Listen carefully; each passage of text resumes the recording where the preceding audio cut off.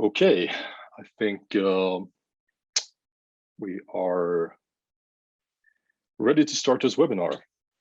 So hi everyone, and welcome to this session on developing cloud native apps with Kubernetes.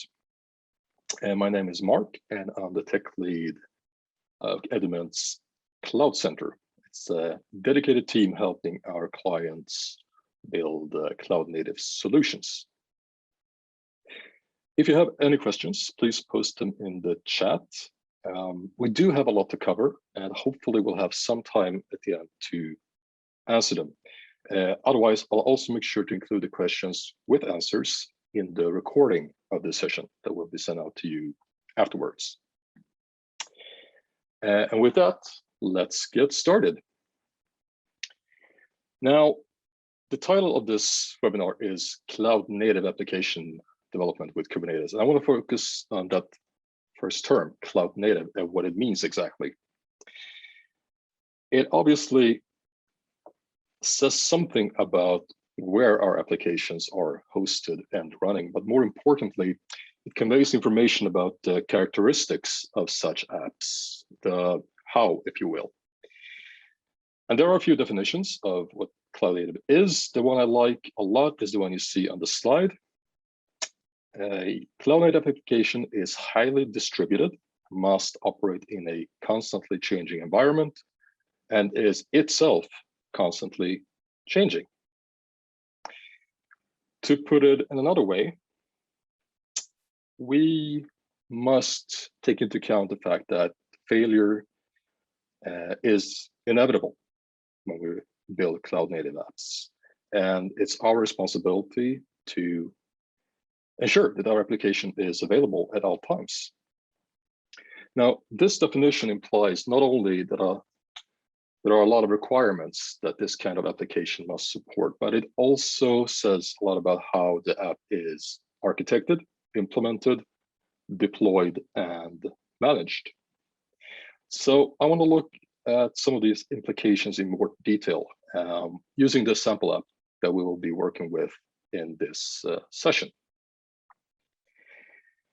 So our app that we're looking at is a delivery tracker. So we can follow a rider's progress in making, for example, a food delivery. So the rider is constantly updating its location to a location API, which stores these data points in a database. The customer can then navigate to a web app, our front end, which fetches the latest update and shows it on a map. Now, let's assume that this application has actually been built already and take a look at the architecture and its properties. So the application is made up of a number of independent software modules. We call them services. They are loosely coupled and they're minimally dependent on each other. These services can discover each other, communicate via well-defined interfaces. So we have a front-end service, a location API service, as well as a database service. So some of them are stateful, like the database service. Some are stateless. They typically implement application logic. Another property is that this application is horizontally scalable. That means it's capable of supporting increased traffic or workloads by adding more instances of application services and possibly even actual hardware when required. So if there's a sudden burst of traffic to our front-end app or for our customers or the location API with a lot of riders, there is an easy way to spin up new instances of each service to handle that increased amount. Now, loosely coupled services and being horizontally scalable, these properties speak to a part of this definition. So loosely coupled services running on various machines, that sort of relates to the highly distributed nature of our app.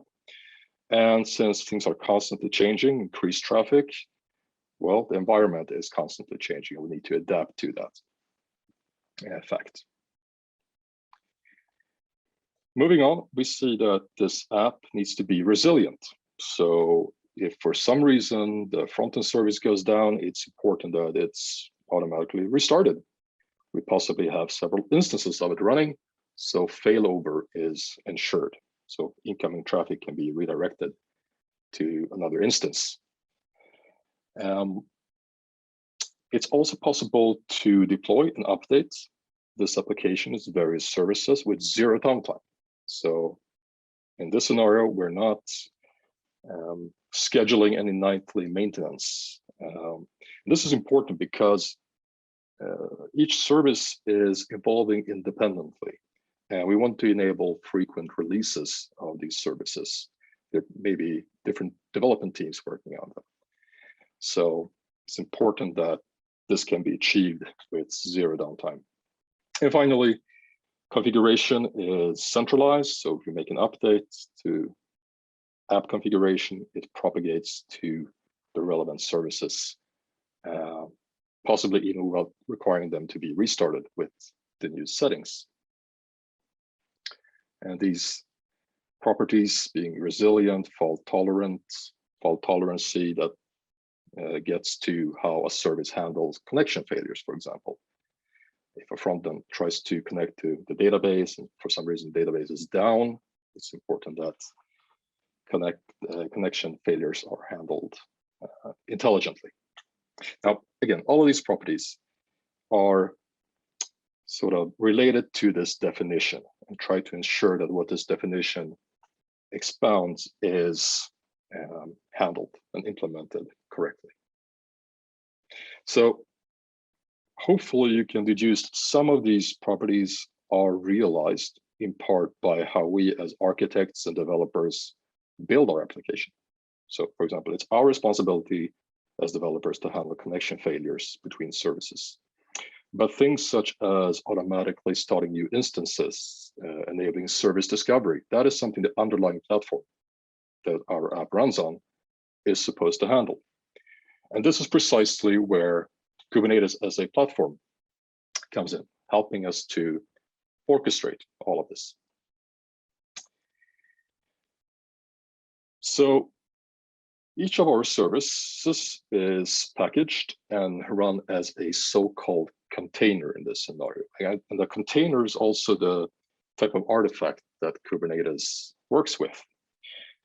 I'm not gonna elaborate too much on the greatness of containers, but I think it's worth just doing a quick recap of what containers are. So the typical way we work with container is via Docker, and the open developer tool that is often used to package and ship container-based applications. It all starts with a Docker file, and that is simply a description of the runtime environment that our application will be based on, that it will run on. And it also describes any required dependencies. And as you can see, there are some instructions for building and actually running the application. In this case, we're looking at the Docker file for a specific service. It's our front-end or web app service. We see that it's a Node.js app. So we're going to need a runtime that allows us to run a Node.js app. Now, using this Docker file, we can run a Docker command to build a so-called image. So that's the package for our service. With this image, we can then start a container. So it's the artifact that will actually run our front-end service based on the image that we have built.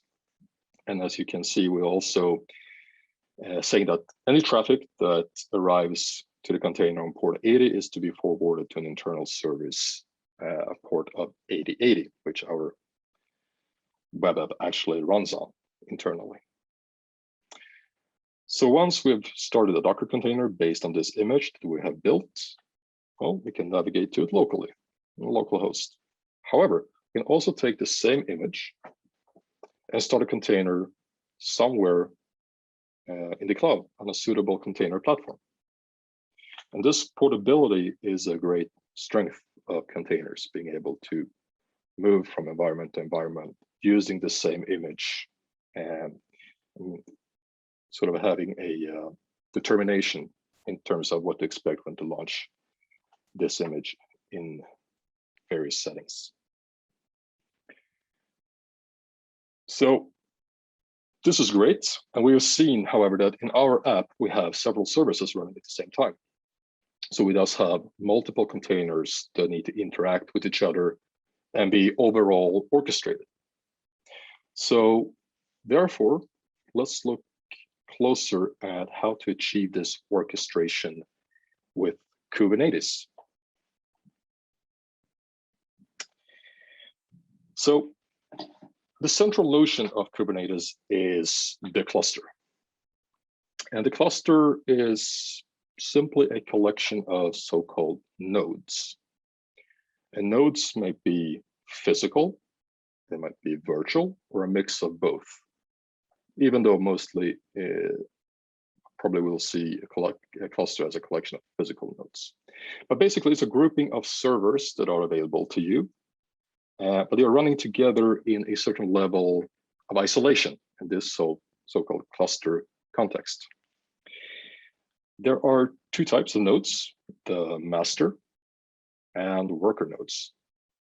And the master node, as the name implies, you can think of it as the cluster supervisor. It manages the worker nodes where our containers actually execute. There are certain components that the master launches and uses to control what's happening. For example, we have a scheduler that determines when and on what worker nodes to run new containers. We have various controllers that observe and control different aspects of the cluster, such as a node controller. So if you get a new server provision, you can add that as a new node, a new worker node to the cluster and configure it appropriately. The master also hosts an API server, and that's how we as developers or administrators can actually administrate the cluster, as we will see shortly. Now, the worker node, as mentioned, is where the actual container action takes place. So the worker node hosts a few essential components. The kubelet, it's sort of an agent process that ensures containers in the worker node are healthy and running. We have a kube proxy. Its responsibility is to set up networking between the worker nodes. And of course, we have a container runtime so that we can actually run containers. Now, here's an important issue, and that is that Kubernetes doesn't run containers directly, but rather inside something called a pod. So a pod describes the proper configuration for a container and actually hosts it. Now, for our purposes, we can think of a pod as a one-to-one mapping to a container, but it's possible to run multiple containers inside a pod. Those are typically helper containers. They support the activities of the main container. A common case is when you need to enable certain security features like access control, and a help container supervises that part. But commonly, and for our purposes, think of one pod as equaling one container.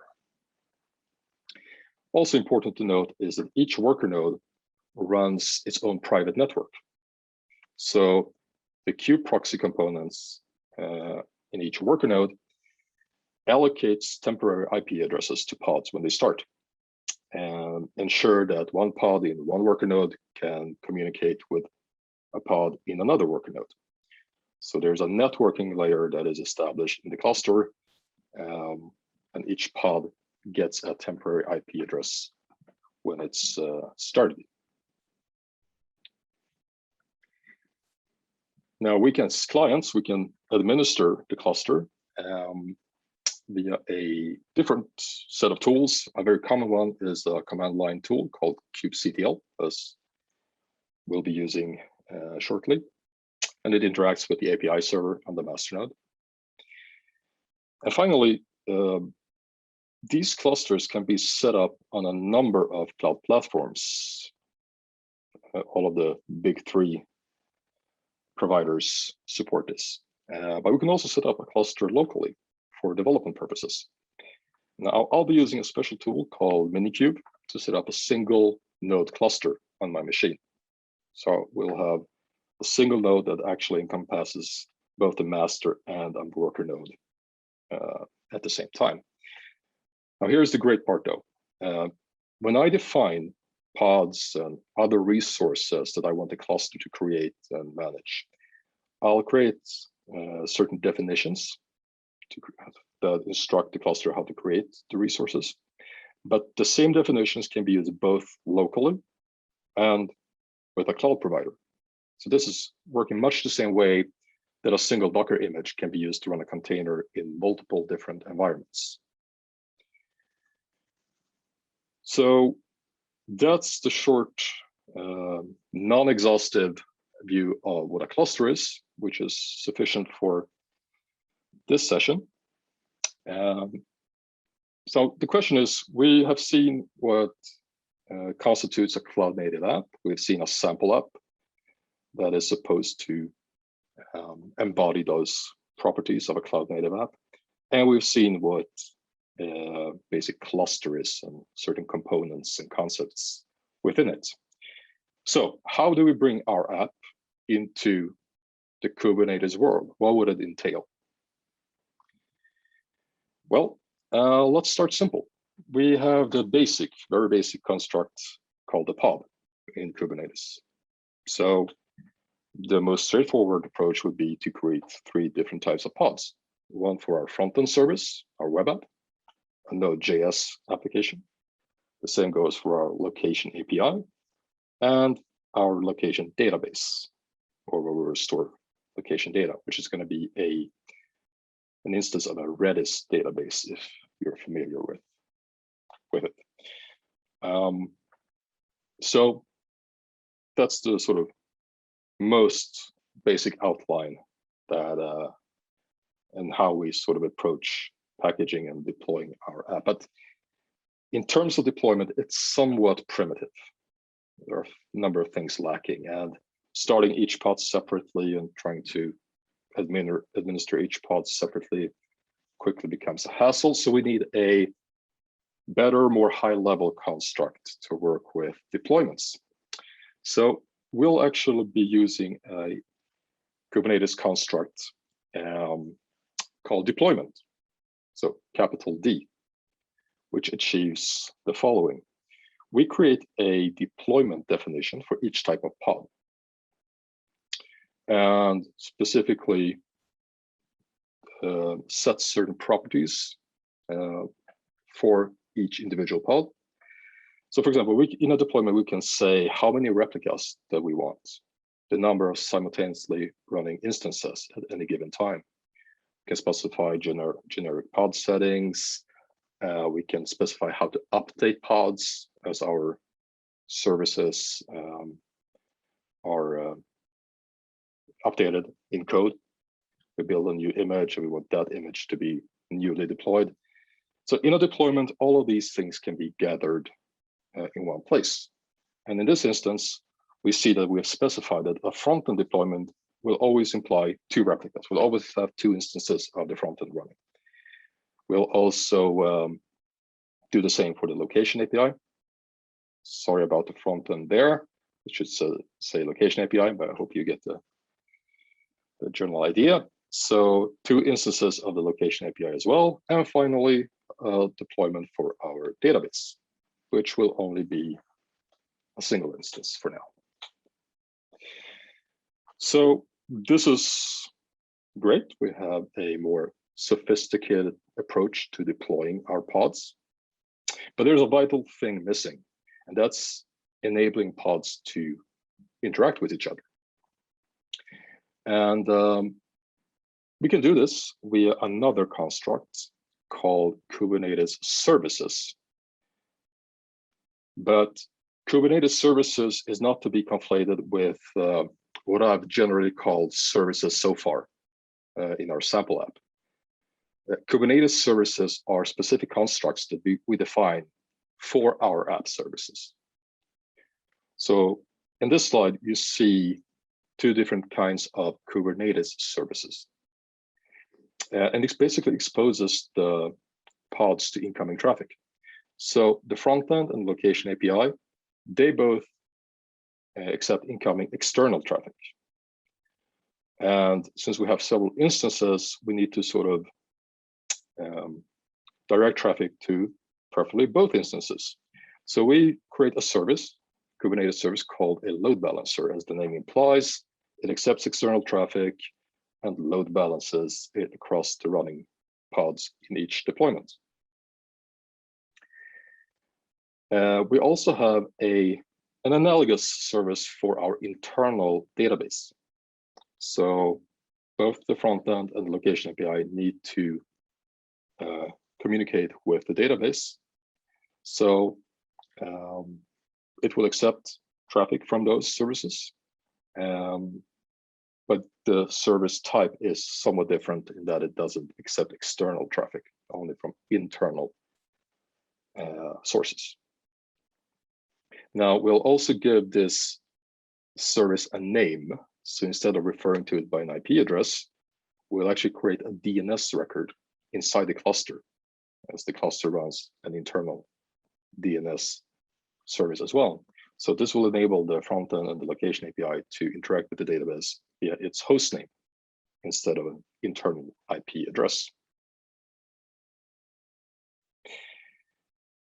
So just a quick recap, we have the notion of pods. We can create pods that host a single container in our case for each service that we have in our app. To better deploy pods, we create so-called deployments, capital D, that describe a lot of information about how to actually deploy, update pods, and so forth. And finally, to connect pods together and accept external traffic, we create so-called services of various types, depending on what kind of traffic we need to handle. And this is our sample app situated or sort of made part of the cluster. This is what we want to achieve at the end of this session. So let's turn away from slides for a moment to actually looking at some code and some actual Kubernetes definitions. So we will start with actually creating the cluster. And as I mentioned, we have something called Minikube to start a cluster. So I'll start up what's called Minikube. So I have it installed on my machine. It's easily downloadable. This whole sample app will be published after the session, so you can check out all the commands required to get the cluster started, etc. So we have started Minikube locally, so I have a locally running cluster, and that's great. What do we have currently in our cluster? Well, as you remember from a previous slide, we have a command line tool that allows us to interact with the cluster. It's called kubectl. And this is not going to be an exhaustive list of commands. I'm just going to demo a few commands as we go along so you can get a feel for how to interact and administer the cluster.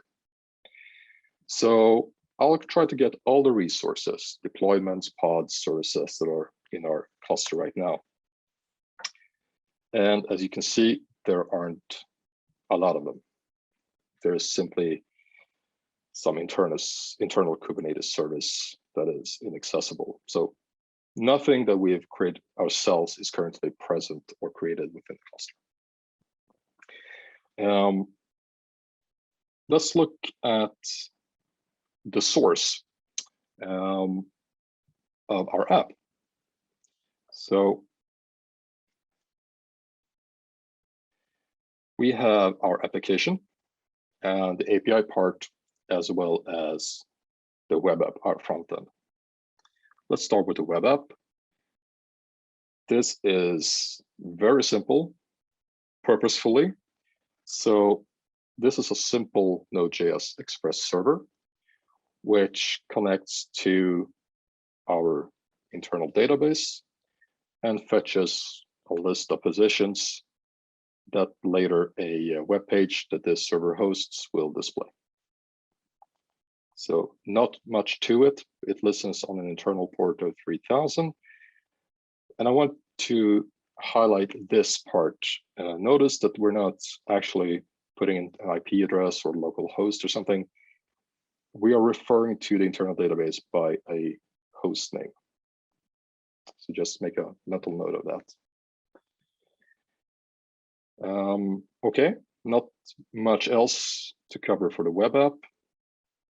The API is very similar, but it instead pushes an update to the Redis database. Doesn't do much. So very simple services, which is intentional.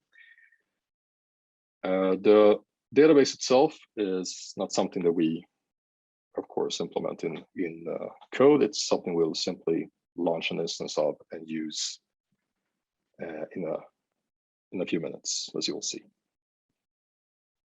Now, for each of these, we have a Docker file. They're actually exactly similar in both the API and web app case. And I've pre-built them. So if I were to run a Docker command and look at a list of the images that we have, you see that we have our API and web app images already pre-built. Okay.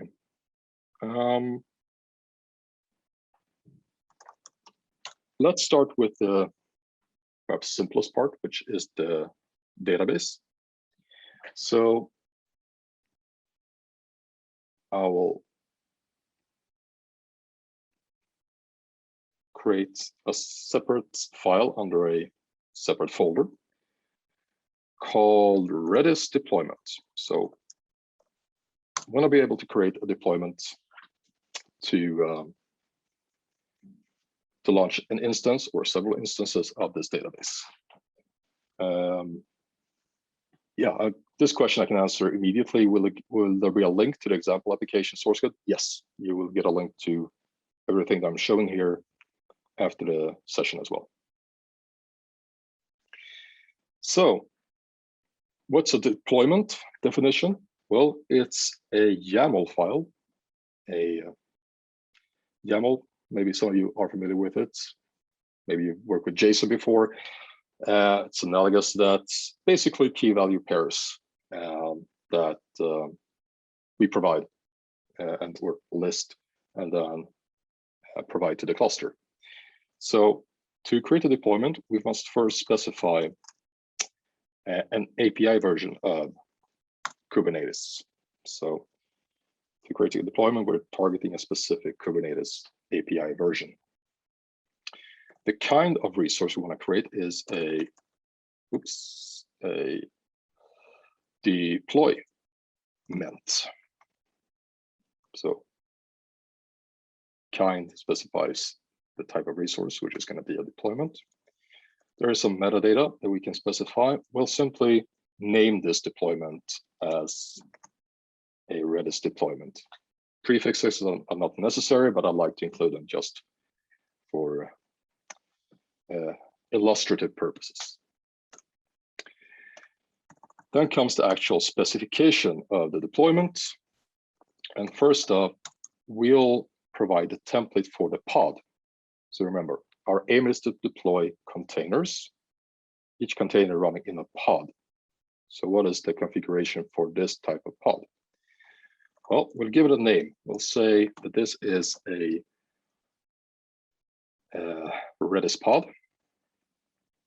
And this is important. I'm going to provide a so-called label. Think of it as an alias. Then label name is run as, and it's simply going to be Redis. Just keep the label part in mind. It's going to return very shortly. Then we need to, sorry, it should be under something called metadata as well. So we'll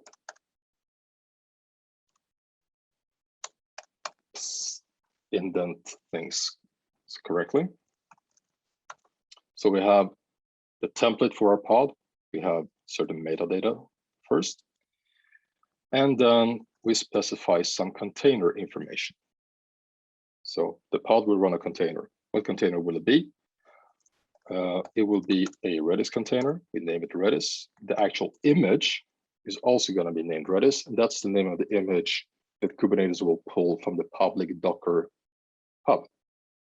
So there's an already pre-built Redis image that we can use. It can be downloaded from the Docker hub repository. And finally, we need to say something about what port we're gonna be running this on. So the container port will accept traffic on this port, which is the standard Redis port. So the pod will accept traffic on this port and then forward it later on to the Redis database server inside the container. Now, this is just a template. This just describes the overall Redis pod. But the deployment must be coupled with this template. So this deployment will apply to any pod that matches a label of run as Redis. So given this template, which happens to have this label, we make sure that the overall deployment resource matches that and applies to that pod template exactly.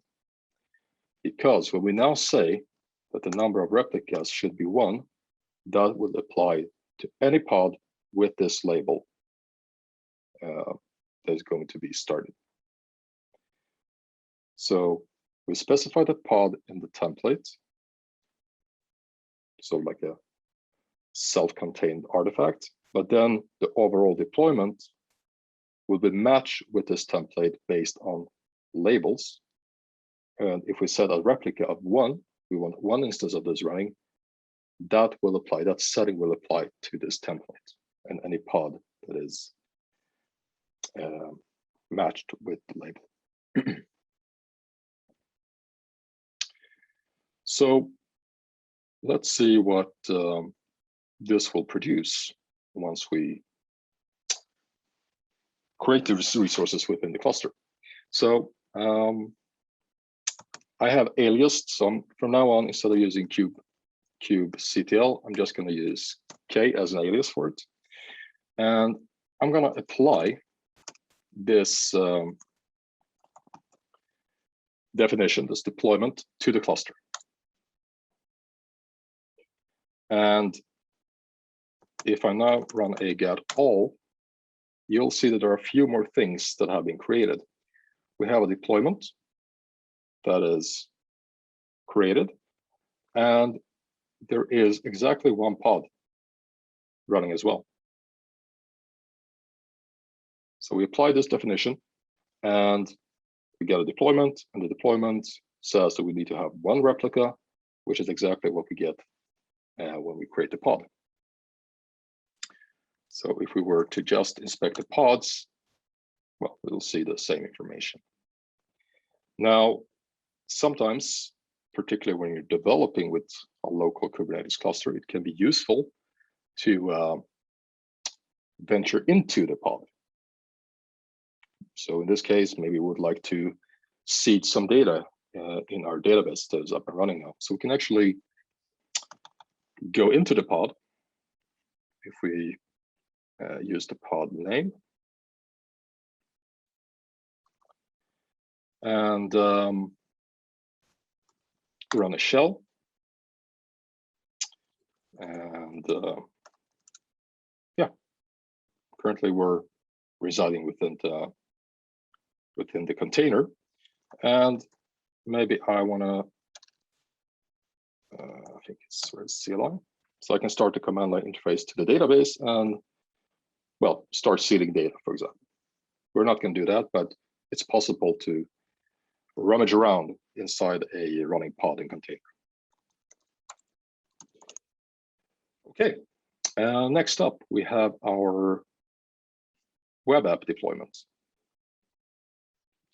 So we're going to create a web app deployment YAML file, and it's going to contain a lot of the same things. API version, kind deployment. The metadata is going to be a deployment web app. And we're going to detail a spec as well. First up, we have the pod templates. Some metadata, we're going to name it pod web app. We're going to have labels as we did with Redis. So we have a label of run as with the value web app. And let's specify the container stuff. It's going to be web app.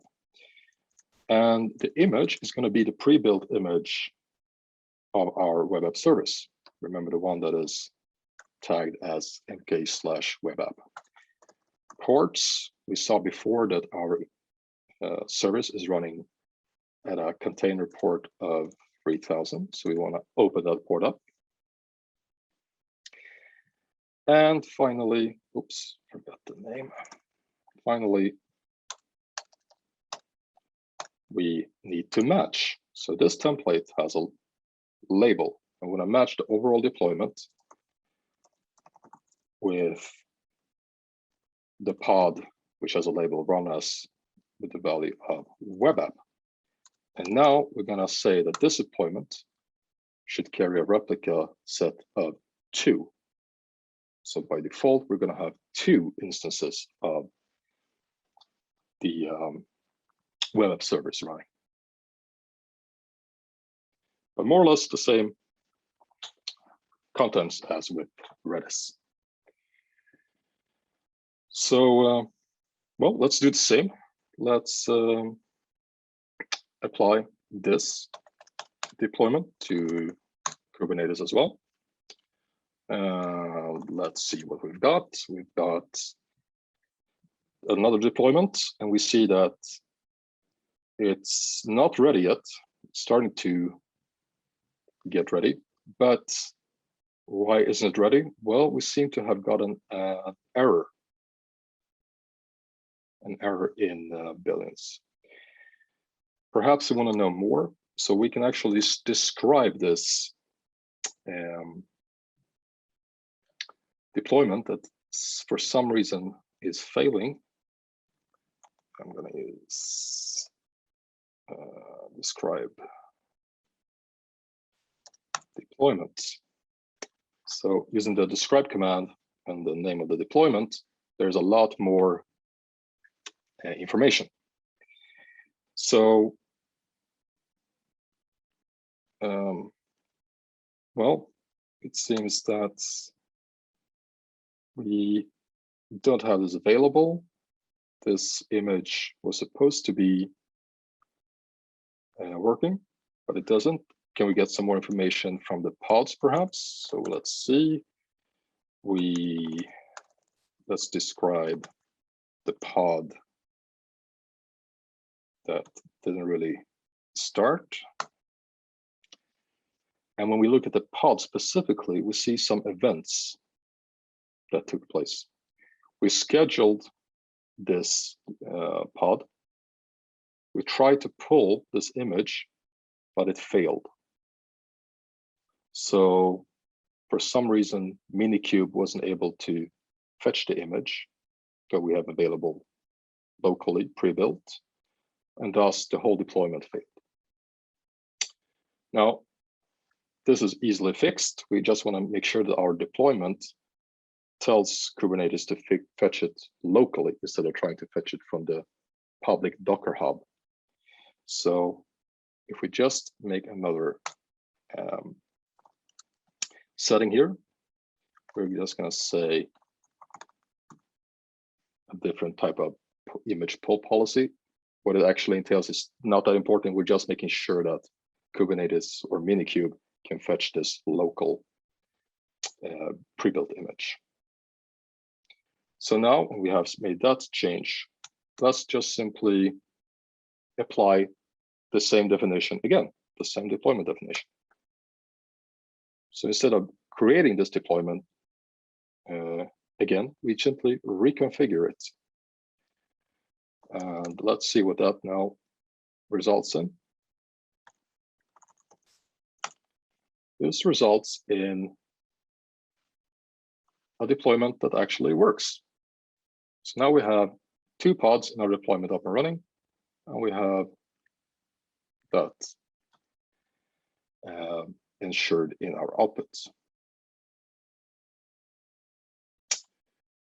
Okay, it could be also interesting to note what happens if we lose a pod. So what happens if we were to, for some reason, terminate or this pod were to crash? Well, let's do that. Let's delete the pod that is part of our web app. So we removed 1 pod, but we're always supposed to have 2. And that's what Kubernetes assures us. It starts up a new instance because it noticed that the state that we have defined, 2 replicas, wasn't fulfilled. So automatically starting a new instance is something that Kubernetes takes care of for us. Okay, let's complete the final part of the deployment stuff, which is the API, the location API deployment. And it's going to be very similar to the web app. The only thing that we want to make sure is that instead of naming everything web app, it's going to be called API instead. Otherwise, it's going to be the same. But it's a separate deployment because it's a separate type of pod. So let's apply that as well. We'll apply the API deployment. Now we have that created as well. So we have 2 pod instances of the API, 2 of the web app. Everything is deployed. Looks great. But the part that is missing is services. So these are deployed, but they are not able to interact with each other. External traffic cannot reach our web app or API, and they in turn cannot communicate with the Redis database. So we need to create service definitions for these as well. So let's do that for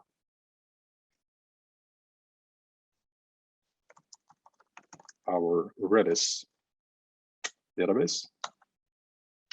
These are a bit shorter than the deployment ones. So we'll specify a API version of v1, slightly different from the one we used in the deployment case. The kind of resource we're creating now is going to be a service, not a deployment, a service. We are going to say that the metadata will be a name of SVC service Redis. Now, if you remember, that is the exact name that our application code uses when it tries to connect to the database. This is the host name that will be available to our front end and API services. Okay, let's continue on with some spec stuff. To what pods should this service apply? Again, we use labels. We'll say that this service definition will apply to all pods that have a label run as the value of Redis. So this is like a loose relationship between deployments, pods, and services. So we define deployments in one place, and then we define a separate service and bind it all together using labels. And the ports that we need to specify, well, this service will accept traffic on the port 6379 and forward all traffic internally to the pod and container, which happen to have the same port. So the service accepts traffic on a certain port, and it just so happens that it forwards all traffic to the container, which runs a database on the same port. These can differ if you wanted to. In this case, they are the same. So using this, well, we'll apply this as well. We'll say that the Redis service should be created.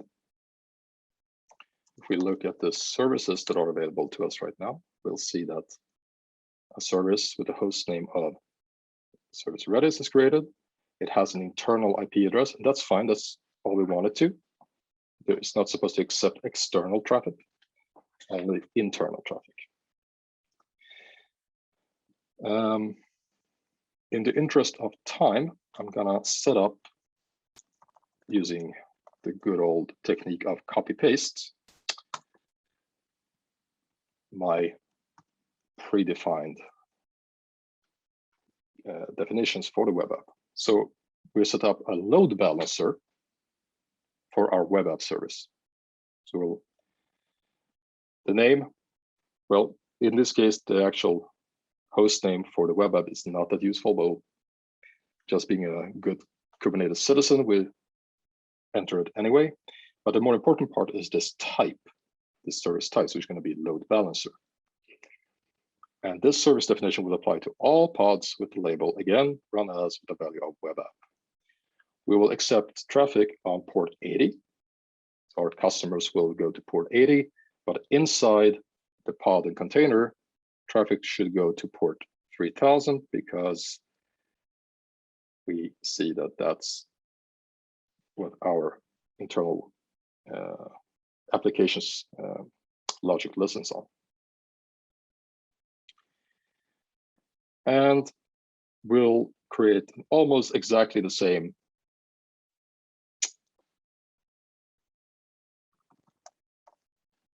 definition for our API service. So we'll copy paste that as well. Also a load balancer. Remember, writers are supposed to update our database with positions. But a label is now a value of API instead of web app. We're going to run this on local host, of course. So for the API invocations, we're going to accept traffic on port 8080, but the target port is the same. Okay, that's it for Kubernetes definitions. We have described our deployments, and then we have described services, and we have hopefully all of the resources bound together to make up a complete application. So we should just apply the web app service as well as API. Now I'm applying these one by one. I could actually run the apply command on the entire folder, and it would run through all the definitions, all the YAML files, and apply them at once. But for, again, demonstration purposes, I'm applying all of these services one by one. So now if I look at my services, we see that we have two services of type load balancer running, and we have one internal service Redis running.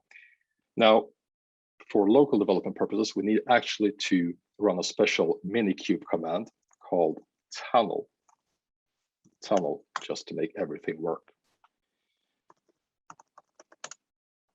So this is just a minor detail, but if I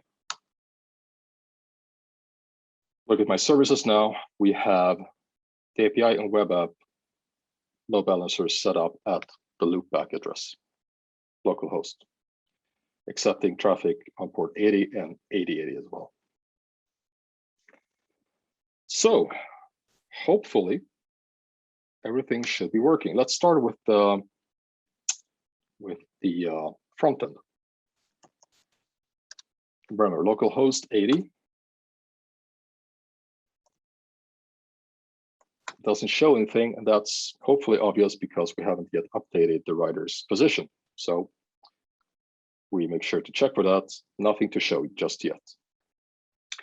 So okay, let's add a few updates. I'm gonna run this separate. So let's curl something to our API, localhost 8080, and include some location data. Okay, if I now go to my map, I see that I start out with some food from a good sushi place in Malmo, where I live, Sushi Rebellion. So, okay, that's the current location of the writer. A bit later, another update occurs. And now we're suddenly started out as Sushi Rebellion. We made some headway to my my location, and so on. So now we have a way to update the location. The service accepts that, updates the database, and then this service serves a HTML page which fetches the latest update and shows it on a map. All of this coordinated, orchestrated by Kubernetes, which is pretty awesome. A few final steps to show before we are finished. We can, of course, delete a deployment if we're finished or are happy with what we have. Let's see what happens if you delete a deployment. So if we delete a deployment, say the web app deployment, that is deleted. What does it mean for our resources? Well, there are no more pods available of the web app type. So deployments work with a bunch of pods grouped together and manage just their life cycle. Okay. Again, these definition files that we've created, they have been applied to the local cluster and created resources within it. These exact definitions can be applied to a cluster created with a cloud provider. So we create a cluster separately with Amazon Kubernetes service, and then we can run this kubectl command, the command line apply command, with these definitions and deploy all of it to the cluster, or create all these resources in the cluster, much like we did with the local cluster. So the same steps apply. It's just a matter of what cluster, where the cluster is located, that sort of simplified changes.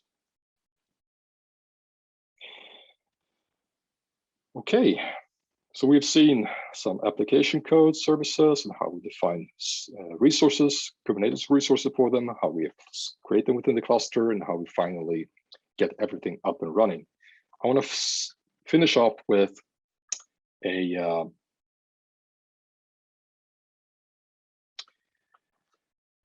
sort of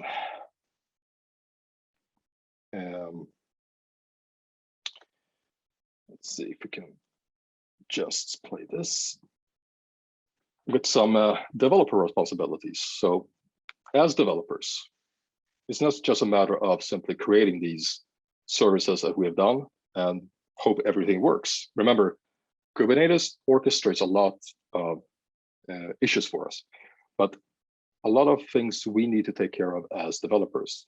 So for example, connection failures. Right now, I don't have any checks for it. So if the database is not available when the pods for the web app kick kick off, well, it's gonna not be able to connect. And there is no special logic for it. So that's something I need to add. Remember, the environment is constantly changing. Failure occurs. So we need to be able to handle timeouts, retries, and code that as app developers. We also need to terminate gracefully. Another important issue. Sometimes we say that we update a pod. So our application has been updated with some new logic. And we will need to deploy, say, the location API service again. Well, maybe the old version that is currently running has a number of clients that are working against it. Well, we need to wait for those clients to finish before we terminate the existing pod and go ahead and update it. So terminating gracefully is a very important issue, very easily forgotten, but also something that we as developers need to take care of. And finally, among many other things, it's up to us to also enable so-called health checks for our pods. And that will make our more ops people quite happy. So Kubernetes typically probes pods for liveliness. Are you healthy? Are you okay? As well as readiness. Can you accept requests from clients? We can implement these or use third-party libraries, there are a lot of them, and specify how Kubernetes should probe us, should probe the pod. This again goes to making sure that everything is running smoothly, but it's not something just happens automatically, but we can augment the definitions of our deployments and pods to include these health checks and also implement them in our application code. So just because we have a great orchestration platform for our services and our complete app doesn't mean that we can just set aside some of our implicit responsibilities as developers, architects. There are a number of things that we need to handle to make our services good citizens within the cluster. With that, we're out of time, but I want to thank you for participating. Just a quick note, I'll be conducting a free workshops in November. The date is not set, that delves much deeper into a lot of these issues, as well as other aspects of Kubernetes as well. More information will be forthcoming shortly. If you're interested, send me an email so I can register your interest. And I'll also, if it's popular, produce more Kubernetes contents moving forward. So be on the lookout for that. And with that, I want to thank you. Again, the source code with instructions will be available to you after this session, as well as the recording. I'll go through the questions, provide answers in the recording as well. So I won't leave you hanging in not answering any questions. But there was a lot to cover, and thank you for sticking with me for this entire hour. So have a good day. Looking forward to maybe seeing or hearing from you soon.